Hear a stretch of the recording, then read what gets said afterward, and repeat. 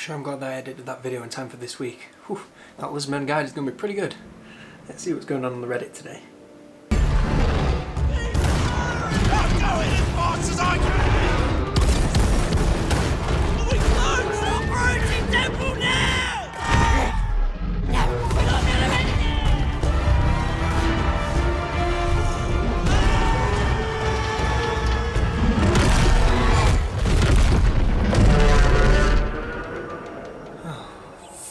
Yeah, so if you didn't know today, they did drop a trailer for the Warrior, no it's not Warrior, the Hunter and the Beast, which is a Lord pack for the Lizardmen and the Empire. The Empire of which I've done a guide for, which you know that happens, and the Lizardmen, who I have a guide for coming out tomorrow when I'm recording this video. Brilliant. Oh well, I can do a video adding the new stuff later, that's fine by me. You know, if you guys want that, you know, leave a like, leave a comment, leave all that. I'll put a poll and all that fun stuff. But this video is just going to kind of take you through, you know, what is coming in this update. So we're going to start off with, I have the notes on my phone. We're going to start off with Marcus Wolfhart. He is the Empire dude. He is leading the Huntsman's expedition. It's basically, from what I can gather through reading the notes very hastily, that he was sent by the Empire to conquer Lustria, and then the Lizards aren't really happy with that, so it's kind of fighting back and forth against them. And his mission is basically to take over Lustria as much as he can and, you know, bring glory for the Empire and all that. And the Lizardman's mission is basically to stop him. But let's start with him. Alright, so he brings some unique mechanics. He brings Empire's Mandate, which is basically like his rapport with the Empire. Like, hey guy, you're doing a great job, so, you know, have this. Whatever it is, I don't know what he's going to get. So as he expands, he gets access to more advanced Empire units, so that's through recruitment, and I'm going to assume kind of regiments of renowned system, kind of like the Blessed Spawning, but we'll just have to see. I would guess that's what it's going to be like just from context. As he gets new territory, he also gets access to different buildings, which I'm not exactly sure how that's going to work. Like, does he have to capture a certain region to be able to, like, unlock a recruitment building, or is recruitment straight through Empire's Mandate? We're going to have to find out, which, again, very exciting, very new. In the Vortex campaign, which is the, you know, not Mortal Empires, which I generally focus on, he's going to go against Nakai the Wanderer, which is the other legendary lord from this, and it's basically going to be a power struggle between those two from who can take the other one out first. Like, can Wolfhart expand all the way into Lustria, or will he get knocked out by Nakai? Like, that's going to be basically what it is, and depending who you're playing is going to depend on, obviously, what you have to do. So as he expands, win battles and campaign actions, he'll increase the claim, which will be tracked on the Empire Mandate bar, so I'm guessing it's going to be like, it might be more like the rituals. I don't know, we'll have to wait and see. This thing, it's all speculation. So if I say anything wrong, I apologise. Alright, so progressing this bar unlocks upgrades, units, and recruitment buildings. So that's obviously going to be his new units, which we'll come to in a little bit, and upgrades to those units. That could be stats, could be like new effects on them, new abilities. Again, we're just going to have to wait and see. And recruitment buildings, I'm guessing it's obviously going to be, you know, he gets some acclaim, and then the Empire's like, oh yes, you can now build this building to recruit archers, and then like they send him like a load of those circular archery targets that are made out of straw, and he can build those and train archers. I don't know. Alright, so once he's filled the bar in either Vortex, that's going to send Nakai to a final battle with him. So that's pretty standard for most either Vortex campaigns. You get a big final battle at the end. So it's going to be him versus Nakai, and it'll be a legendary battle, and then if you win it, you win it, and if you don't win it, then I assume you can try again. I assume it's not just game over, because that'd be kind of sad. Like, if you spend 13 hours, more than 13 hours, they spend like 30 hours, and then you just get stomped by Nakai, and then your game's up, that'd be pretty sad. Okay, he also has another thing that's called hostility, and it's basically the more aggressive you are in invading Lustria, like taking loads of settlements, military actions, campaign actions, hero actions, all that sort of stuff, you're basically going to get a reputation for being a bit douche, and no one's going to be really happy with you. And aggressive actions, such as military and raiding, can raise it across 5 levels, and more passive approaches obviously cause it to decrease. Each level has a negative effect on his campaign, but will also provide him with some assistance against the Lizardmen in the form of more frequent reinforcements. That's what I was saying, it's going to be like kind of like Blessed Spawnings, in that he gets units sent over from the Empire, and he can just kind of recruit them straight to his armies without having to go through the recruitment process, if that makes sense. I hope it does. Stay with me. And I'm guessing that those negative effects will be like less money from trade, diplomatic penalties, which, if you're invading Lustria, I don't think you're really going to be worried about that.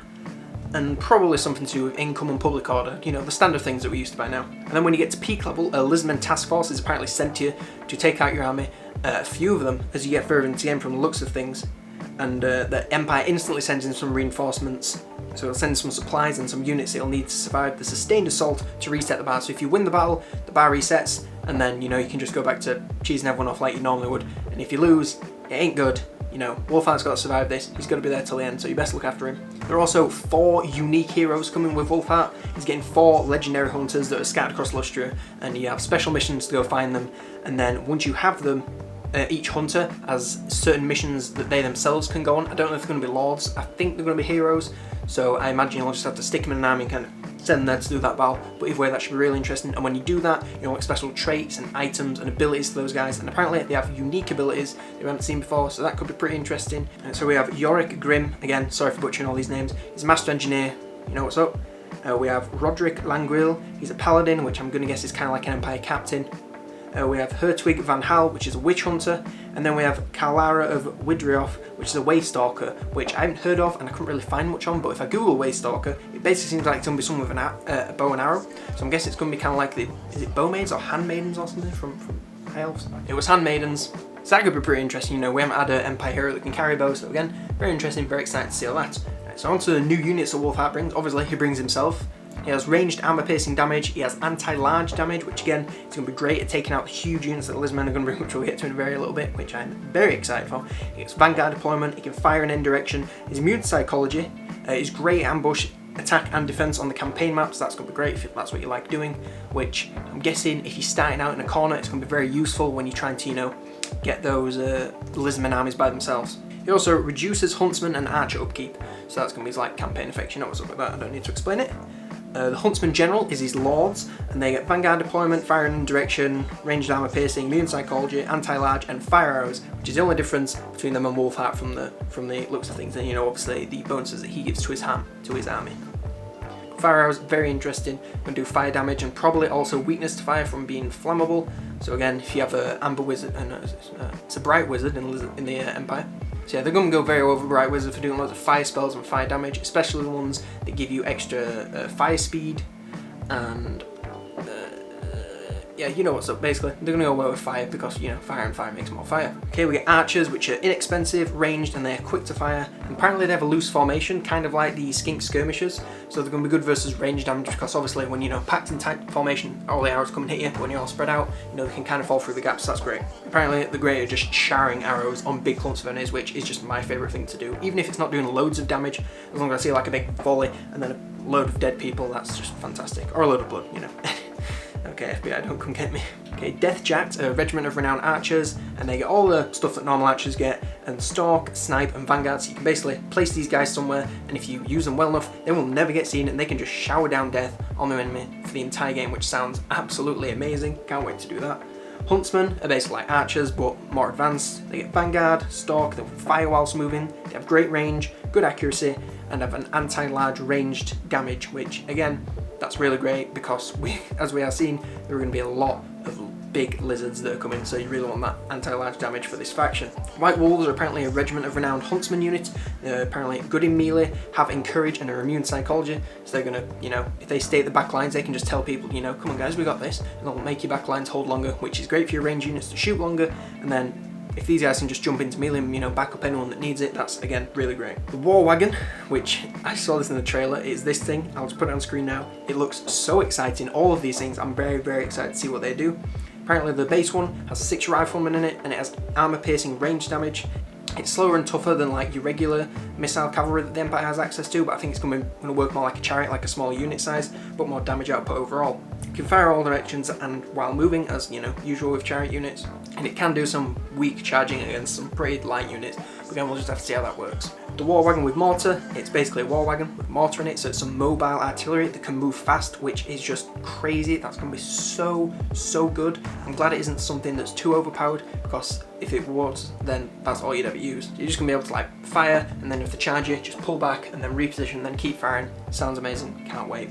The final unit we have is the Black Lions, which is a war wagon with a Hellblaster volley gun, and it's a regiment of renown.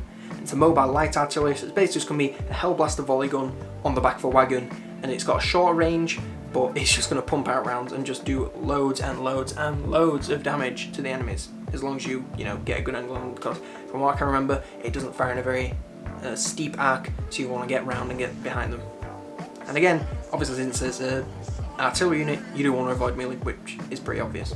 Here on to the Lizardman now, and it is led by Nakai the Wanderer, and the faction name is the Spirit of the Jungle, which sounds pretty damn cool. It is a horde faction, which I'm not the biggest fan of, but again, we'll just have to see how it works. And apparently it's basically a standard horde mechanic, except when you're in encampment, you can build settlements up in your encampments, which from what I can tell, that's standard, but for some reason it said it was different. It might work differently, and I ain't played horde much. but from what looks things, it's going to be very slightly different. So if you played Horde before, you'll probably be able to do it. And it maintains anything that it builds as it moves around, which again sounds pretty standard, so I don't know why they've said it's different, but I'm just going to read it because I'm reading the notes for you. So if the Horde is destroyed, it also loses all the buildings inside of it, which again, pretty standard. And again, it just kind of really reinforces that when you're playing Horde, you need to look after your armies, because if you lose one, it's like losing a city and a full stack, and when you've only got like 2 of them, you really can't afford to be doing that, so you really do need to look after these. Only Nakai can do this. He can upgrade his Horde settlements so that he can unlock units for the global recruitment pool. I think the other Hordes can unlock units to recruit, but maybe not all of them, and definitely not global. He's the only one that can do that, and they can recruit from his pool as well as from their own if they build the correct buildings in the settlement. Well, not settlement, the Horde. You know what I mean. And a lot of the minor Hordes, as they're being called, are going to be more focused on building to quicken global recruitment rather than recruit for themselves, so that they can take from Nakai's pool and just, you know, you can get the elite units in there around, spend loads and loads of turns building up your single Horde, which when I played Chaos Warriors, and I'm really bad at Horde, it was a bit of a pain for me. When you start off as the Spirit of the Jungle, you also get this vassal faction called the Defenders of the Great Plan.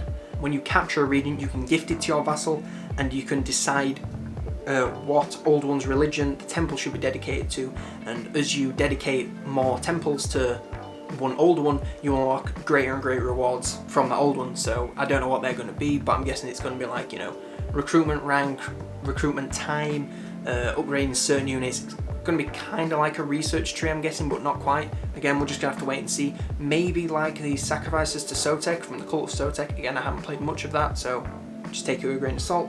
And temples also generate you Old One's favour, which he can spend to access blessed spawning, so that's going to definitely work a little bit different. Whereas in that one you just complete the missions and bought them. This one you might actually have to, you know, buy them using this currency, or maybe do missions and this currency. Again, we're just going to have to wait and see. Oh, and you can also use this currency to recruit lords at higher ranks. I don't think it's like the High Elves, where it's like lords have better attributes. I think it's going to be more like you can click on a lord and then just up his recruit rank as much as you can with the currency that you have, which again, that sounds pretty great, because I don't know about you, but when I recruit a new lord and he's level 1 and he's crap, the one thing I want to do is to like bump him up like 10 levels to get some of that red tree so the army isn't totally useless and doesn't die every 2 seconds. The point of these Lizardmen in their campaign in the Eye of the Vortex is to get rid of the Warm Blood Invaders, which sounds a little racist, but we're just going to skim over that.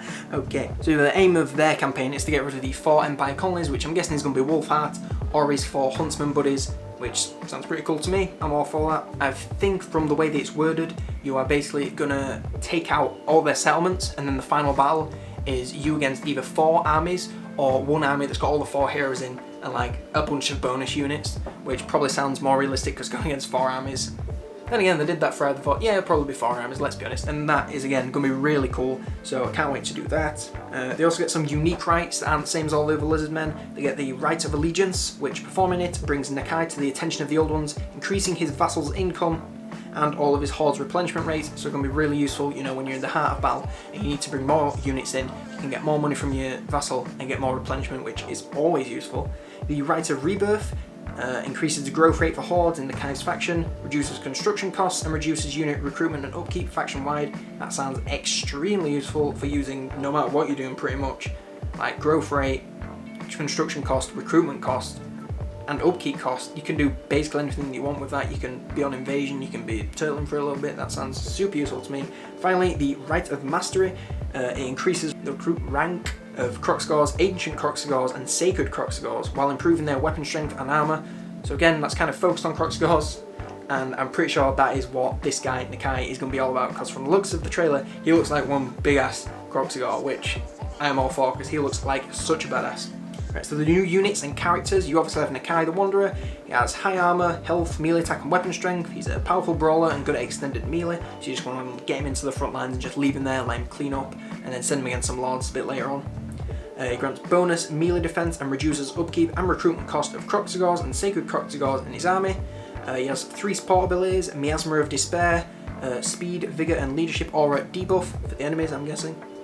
Primal Roar increases his physical resistance, melee attack, and grants Rampage to nearby allies, so you can induce Rampage. That's something very new and very useful when you've got all these monsters, because like you'll see in the next video that's next week, Carnosaurs can basically go against anything, and if these big thing, it's better than a Cancer. It's going to go against basically anything, and it might as well get the bonuses of Rampage, so you don't have to look after it, so you might as well just send it in there. So that does sound pretty interesting. And finally, Golden Tribute. It grants a perfect vigor for allies in range, so if all your allies are starting to, get really tired and they're going to break, just use this and they will be back to perfect vigor and they will be fine at full strength, and that sounds super useful. Can't wait to use that.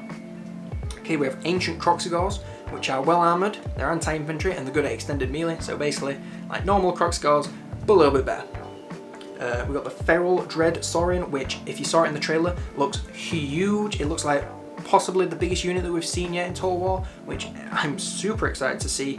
It's bigger than Cansors, it's got stupid weapon damage, high armour, and it's looking like it's going to be ridiculously strong. Like, it's looking like it's going to be a Carnosaur, but bigger and better and does more damage. Super OP, can't wait. And it has Rampage because it's feral, but again, if it can go against anything, then you really don't need to worry about that. The Dread Saurian Howdah, which is what it's actually called, I'm not making it up. It's the same as the feral, but it has no Rampage. It's ridden by some skink skirmishers, and it's got melee power with 4 blowpipes and 8 javelin hurling skinks, which is basically like every other ranged monster unit in the Lizardman faction. They just all got like a team of skinks just throw stuff, but 4 blowpipes kind of sounds like the ancient Stegodon, so that should be really useful and do quite a lot of damage. And I'm guessing it's going to be poison damage since it's skinks, but again, we'll have to wait and see. It didn't mention. The Shredder of Lustra is a regiment of renown of the Dread Saurian Howdah. It gets rank 9 stats, it's got Encourage, and it debuffs enemy leadership, and of course it's going to come with an exceedingly hefty price tag. I'm guessing that this thing is going to have upkeep that is in the thousands probably, and a price tag that is like probably like 4,000, 5,000, because it's just how it is. It's going to be stupid expensive, especially as a horde, but I think it's going to be totally worth it. The Sacred Croxigors are apparently versatile, a good all-round unit, high weapon strength and magical attacks, so can never say no to magical attacks. It's getting some extras type of damage in there, which I always like to vary my damage to make sure that I'm going against all the resist. If I'm going against something that's got resist, I can cut through that. So if they've got good armor, you deal magical damage. That's great. And apparently they're just basically better than Croxigors. So I feel like it's going to be Croxigors, Ancient Croxigors, and then Sacred Croxigors, which I'm totally fine with having a direct upgrade to my units. That's what I love. The Cohort of Huatul, God pronunciation, is a Sacred Croxigors regiment of renown. They get armor sundering attacks, a bonus physical resistance, and apparently they synergize well with Skinks and Saurus warriors, which again, as you'll see in next week's video, is basically what I said. Like, they do them big area attack things, they basically make a big hole, and then your Saurus warriors or your Skinks can pour in and fill in that gap and do loads of damage. Super useful. The Razordon hunting pack, apparently it shoots grape shot style volleys of armor piercing fire. They're extremely mobile and are armored infantry hunters, so that's going to be super good when you're going against, especially the Empire. They have like great swords and all that sort of stuff, so you can just send them around the back, shoot to the backs and do loads of damage. That's going to be very useful. And finally, we come to the Amaxan Barbs, which are a Razordon's regiment of renown, who do poison damage, enhanced missile resistance, are a pinpoint shooter, and are excellent skirmishers. So that basically tells me that they are going to be like skink skirmishers, but better in every single way. Can get behind, can do poison damage, and it's armor piercing. So it sounds like they're going to be overall very, very good. Okay, that is everything that I could find so far on the... I keep forgetting. Everything I could find on the Hunter and the Beast. I hope you enjoyed this video. I'm going to try and cover any Total War news, basically Total Warhammer, because I'm not really interested in the history stuff because it's a bit boring. But yeah, I'm going to try and cover any news, so if you get any Warhammer 3 news, I'll try and cover that. Any more Lord packs, any more upgrades, I'll try and cover that. If you want me to make more types of these videos where I bring like an update, so when this comes out, if you want me to make an update video for the Lizardmen and the Empire, I'm happy to do that, and I need to make one for the Vampires as well. If you want to do that, leave a vote in the poll, leave a comment, leave a like, all that stuff.